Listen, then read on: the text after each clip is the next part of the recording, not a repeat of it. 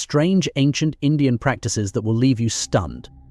Back in ancient India, a land of rich traditions and mysteries, there were practices that defy modern understanding. These rituals, shrouded in secrecy and awe, paint a picture of a world where belief and fear intertwined. What drove these ancient people to such extremes? Let's find out. Number 1. Sati. The practice of widow burning. Imagine the horror of a widow being forced to throw herself onto her husband's burning funeral pyre. This is the ancient practice of Sati, a grim tradition that was seen as the ultimate act of wifely devotion. Originating around the 4th century BCE, it was believed that a wife's sacrifice would ensure her husband's soul reached heaven and brought honor to her family. The chilling reality, however, was that many women were coerced into this fiery end, leaving behind tales of unimaginable tragedy and loss. One of the most famous instances of Sati was that of Rani Padmavati of Chittorgarh, who chose to immolate herself rather than be captured by the invading forces. Her story, surrounded by both valor and sorrow, has been etched into history. Despite the British banning Sati in 1829, the shadow of this practice lingered, with isolated incidents occurring well into the 20th century. How did such a horrifying practice become a symbol of honor and loyalty? Number 2. Fuggy. The cult of thieves. The Fuggy cult, shrouded in darkness and deceit, was a chilling fraternity of assassins that operated in the shadows of ancient India. These professional killers worshipped the goddess Kali and believed they were fulfilling a divine mandate by murdering travelers. The thugs would cunningly join unsuspecting travelers, earn their trust, and then, in a gruesome twist, strangle them with a ceremonial handkerchief known as a rumal. This macabre practice was brought to light by British officer William Henry Sleeman, who spearheaded a campaign against the thugs in the 1830s. His efforts uncovered thousands of these killers, leading to numerous arrests and executions. The very existence of such a sinister group, operating under the guise of religious duty, raises the hair-tingling question how many travelers vanished into thin air, their deaths masked by the dark devotion of the thugs. Number 3. Devadasi System. Temple prostitution. The Devadasi system was a disturbing blend of religious dedication and exploitation. Young girls, often at a tender age, were dedicated to temples and married to deities, only to end up as prostitutes serving temple patrons. This system, which began with the pure intention of serving the divine, slowly degenerated into a form of sexual exploitation that tarnished the lives of countless women. Prominent temples like the Yellamma temple in Karnataka became notorious for this practice. These Devadasis were revered as sacred during rituals, but were reduced to mere objects of desire in the eyes of men who exploited them. Despite legal bans and reforms, remnants of this practice still haunt certain areas. How did the sanctity of divine service get twisted into a lifetime of subjugation and abuse for these women? Number 4. Human sacrifice, Narambali. Human sacrifice, or Narambali, is a blood-curdling practice that casts a dark shadow over ancient Indian history. Believed to appease deities and bring prosperity, human sacrifices were carried out in various parts of India, especially among the Koms tribe of Orissa. Victims were often chosen for their perceived purity or strength, and their gruesome deaths were seen as offerings to gods like Kali and Shiva. Evidence of such sacrifices has been documented, revealing a spine-chilling aspect of ancient religious rituals. The sacrifices were not just acts of devotion, but were also believed to ensure victory in battles and bountiful harvests. Although such practices have largely vanished, the thought of ritualistic killings to gain divine favor leaves one questioning the extent of human desperation and belief.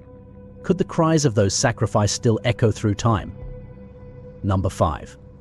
Self-mummification, Sokushinbutsu. While more commonly associated with Japanese monks, Sokushinbutsu found a unique place among some Indian ascetics.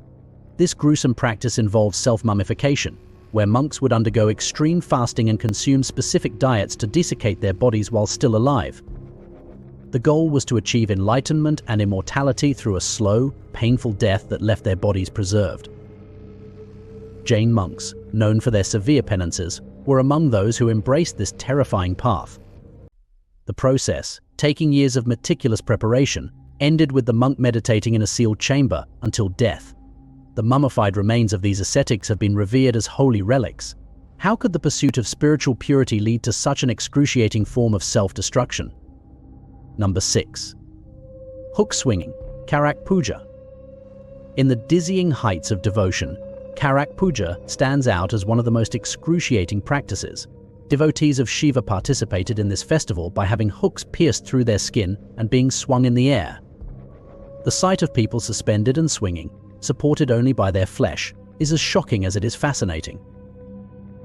This ritual was believed to invoke divine blessings and demonstrate unwavering faith.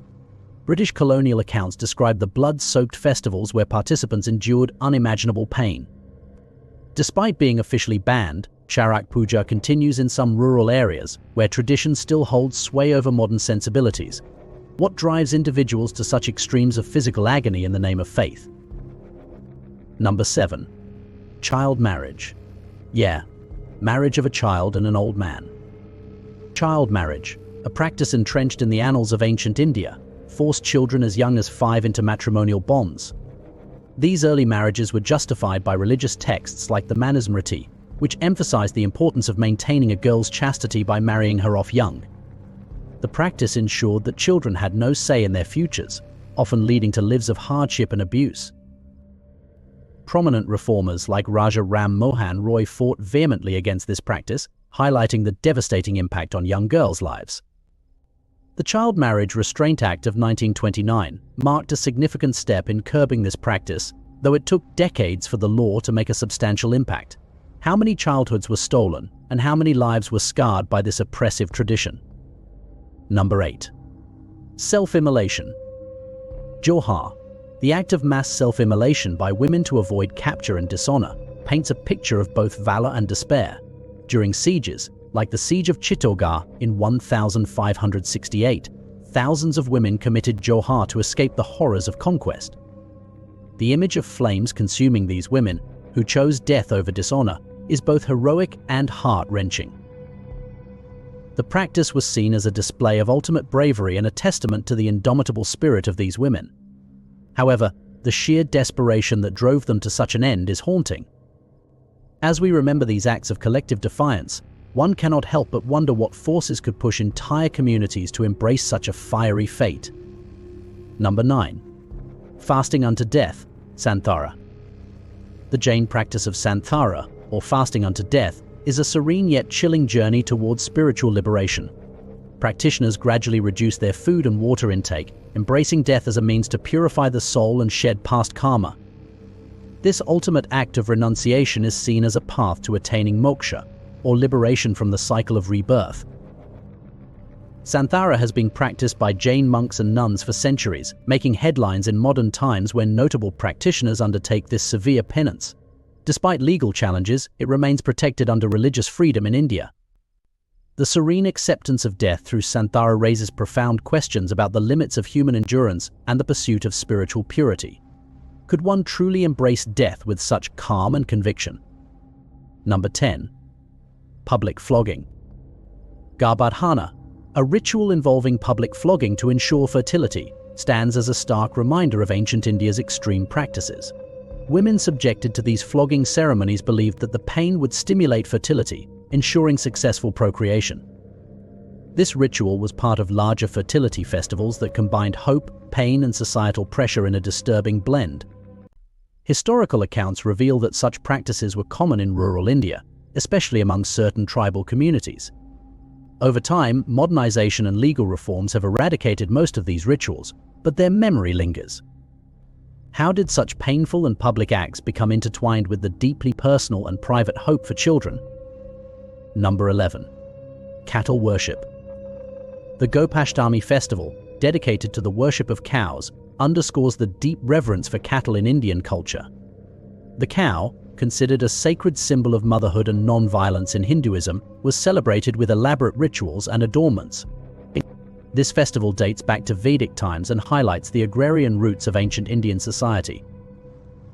Cows adorned with flowers and venerated in rituals reveal the spiritual and practical significance of these animals.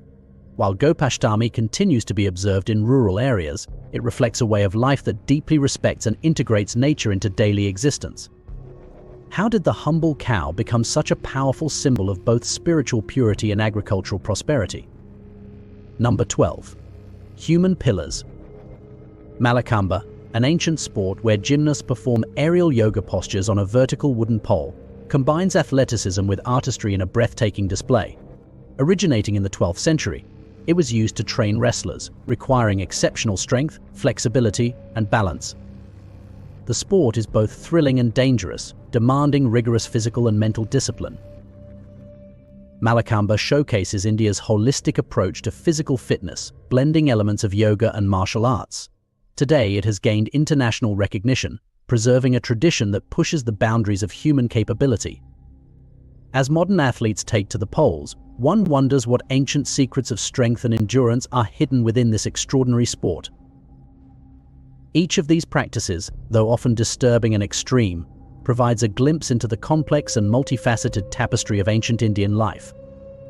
They reveal a world where devotion, belief, and survival intersected in ways that challenge our modern sensibilities and provoke deeper questions about human nature and society. And that's it from this video. Please like, share, and subscribe. These things really helps us out. And as always, thanks for watching.